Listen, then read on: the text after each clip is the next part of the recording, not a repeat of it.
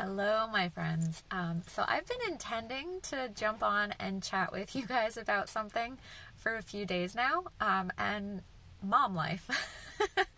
And it just hasn't happened. So I'm currently taking advantage of the 1 hour while my daughter is at dance class, and here I am in my car. So I wanted to chat with you about talking to kids about chronic illnesses. Because that's a tough thing. It really is, especially when it's a parent or a grandparent or someone that they really love, because they worry about so many things, about whether or not you're okay, whether or not they're going to get it. There's just a lot of things that they're worried about. And it's difficult knowing how much to tell them and how much to go into it.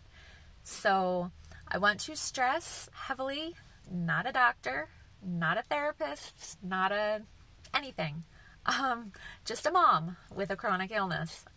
So this is from my experience, how my husband and I have handled it. My very best advice for you is that there truthfully is no right answer. Do you see dance class happenings behind me? Anyway, it really comes down to knowing your kid and how much they're ready to know. They're going to have questions, and it kind of works best just to answer their questions in a very basic way. Don't over-explain, because they're good with basic answers. If they want more information, they'll ask you for more information. The perfect example is my two kids. My son is 5, and so, okay, back up just a little bit. So as far as my kids are concerned, they don't remember a time when I wasn't diabetic. That's just always been for them. They just reached a point where it occurred to them that Daddy's not diabetic, and Grandma and Grandpa are not diabetic, and my friends' mommies are not diabetic. And that was when the questions started, when they realized that this was something that I had that other people didn't. And that was when we started talking about it, what it was, what I had to do, why I was pricking my finger, those sort of things. So, going back to my son. My son, obviously, he knows that I'm diabetic. Quite honestly, I don't know if he understands what that means. I don't think he cares. He just knows what it is. He knows that I prick my finger sometimes. Again, I don't think he cares the why of it. He knows that I check my blood sugar, and he knows that I take insulin, either through injection or now through the pump. And he knows that the insulin is my medicine. He knows that sometimes my blood sugar gets too high and that I don't feel well when that happens and I need to rest. He knows that sometimes it goes too low and I need to eat something.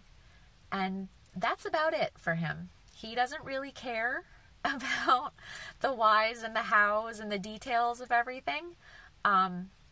Basically, he knows that I have this and I'm taking care of it. And that's it. That's all he cares about.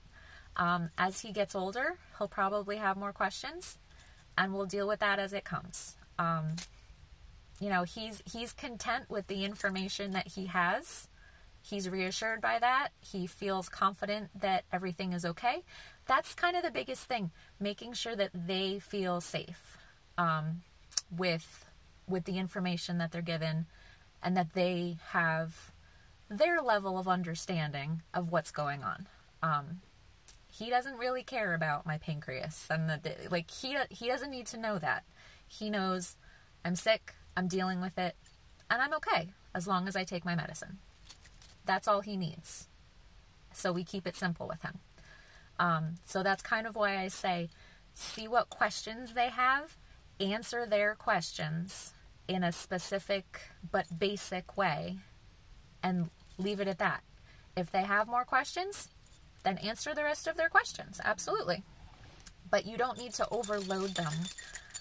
Sometimes as adults, we feel like we need to give them all of this information, and we really don't, because either they don't get it, or they don't care. On the flip side, my daughter is about to be 8, which is crazy. But she's about to be 8, and she's the one that she wants details. She's a type A firstborn. She wants information. So she knows that I'm diabetic, and that means my pancreas doesn't work. She wanted to know specifically, does hers work? Yes. Thankfully, yes, it does. And then she wanted to know what happens if it stops working. And I said, well, isn't it a good thing that I already know what to do? We'll just do the same things for me or for you that we do for me. Again, basic answer. She said, am I going to get it? Truthfully, I don't know. And I'm not going to go into, well, the probability of blah, blah, blah, blah, blah. Simple and to the point. I don't know, but I really hope not. She knows that I check my blood sugar through what she calls the blood sucker, my glucose meter. And when she sees me do that, she wants to know what my number is. And then she asks, is that okay? What do you need to do for that? So she understands I check, and that number means something. It either means it's too high, it's too low, it's just fine. And too high means that I need to correct. Too low means that I need to eat. And if it's just fine, then we leave it unless I'm going to eat and then I bolus.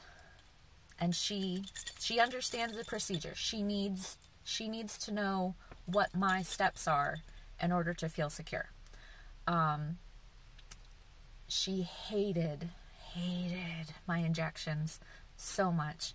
She would leave the room every time that I did it. She is beyond thrilled that I'm on the pump now. She thinks it's the greatest thing ever.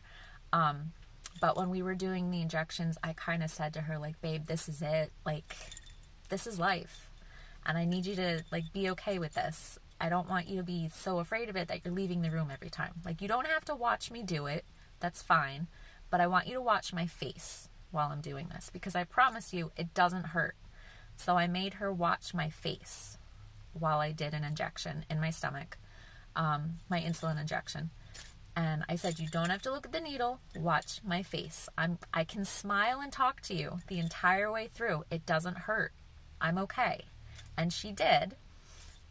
She would not look at that needle, but she stared at my face the whole time. And I made sure that I was extra smiling and happy, and we chatted and like the entire way through. And I was like, look, I'm done. Like, that whole thing just happened, and you were watching me, and it didn't hurt, and I'm okay. I know that you don't like that I do it. I don't like that I have to do it either.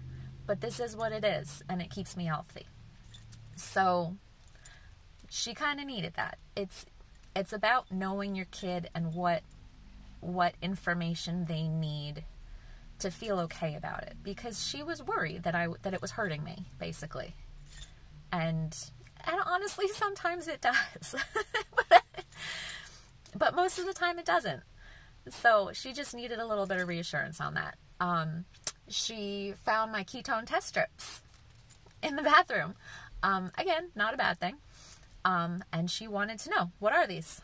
So I explained to her, this is what they are. And this is what can happen. And she said, oh my goodness, do you have this? And I said, no, I don't.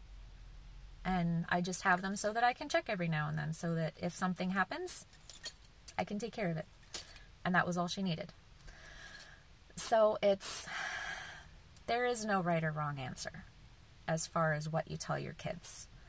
It's just a question of giving them enough information to not be overwhelmed and scared, but to feel secure in that you're doing what you need to do to stay healthy, because ultimately they're just worried about you.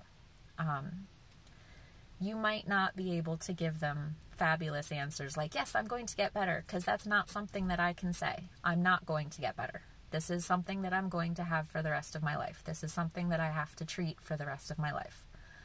And no, I can't promise my kids that they won't get it. And that part kills me. But I can do what I can to just make it an easy, everyday part of our day. It just is what we do. And we just make it part of the routine.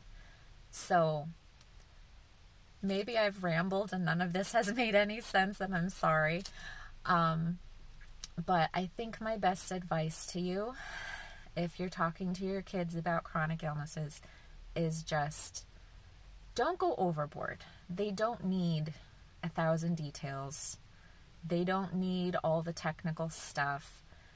A lot of it is going to go over their head and confuse them and scare them. See what questions they have. That's kind of the key. See what they are wondering about. They might not have noticed half the stuff that you think they've noticed. And if they haven't, you can just let that stuff go. Because eventually they will, and then you'll have that conversation. Because it kind of is an ongoing conversation as they get older and they understand more. So for my younger son, who's only 5, it's very basic. He doesn't need much information. He doesn't need to know all the details. For my daughter, who's older, she wanted more details. So it's going to depend on your kid. So let them lead. Let them lead. Let them let you know what they want to know. And don't overload them, basically. I hope that makes sense. So, if you've actually made it all the way through my rambling, thank you. I hope that it was at least somewhat helpful, because it is such a tough thing to navigate. We want to be able to shelter our kids and make sure that everything is okay for them, and when we are the ones that have these chronic illnesses and are causing their fears, that's so hard. It's so hard. So, know that you're not alone. There are so many of us going through it with you. I hope that this has been a little bit helpful. If you have any questions or comments, please feel free to leave them. And please like and subscribe for more of my ramblings. Have a wonderful day, and I will see you guys soon. Bye.